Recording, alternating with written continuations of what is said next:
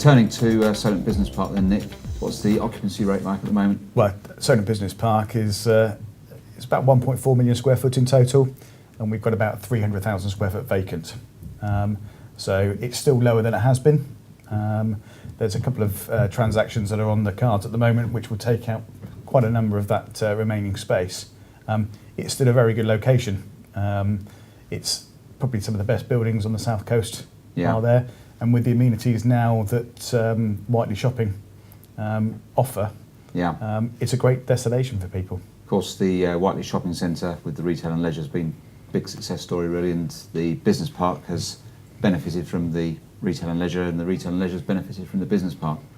Yeah, there's big changes at Whiteley with the north of the town centre residential development that's going to come through, and I hear on the shopping centre that you're involved with, Tim, that there's some further development planned. Yeah, they've got a further phase 3 I think they're calling it, which will see a little bit of extra retail and leisure go in, but fundamentally the scheme is fully let, trading very, very well, getting approximately 140,000 visitors a week, and interesting really given the strength of Southampton, West Quay and the central city centre shopping area, and also Gunwharf Quays in Portsmouth, just to see how successful Whiteley has been.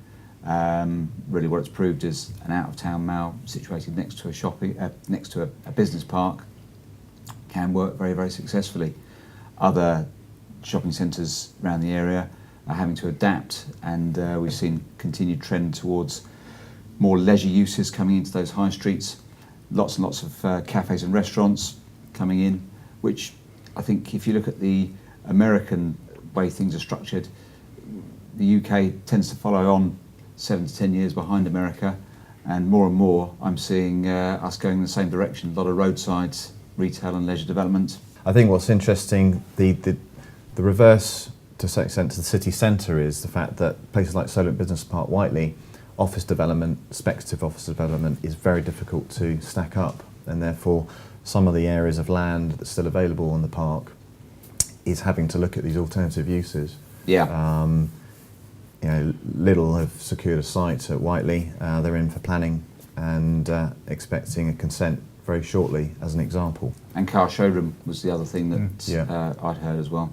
I think all of these other amenities actually benefit the park rather than affect the park.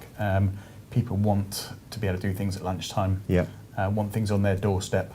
So, I mean, with Whiteley Shopping, there's 14 now restaurants and cafes? I think it's about 14, and looking at the turnover figures, which I occasionally get from the various occupiers there, very, very strong performance.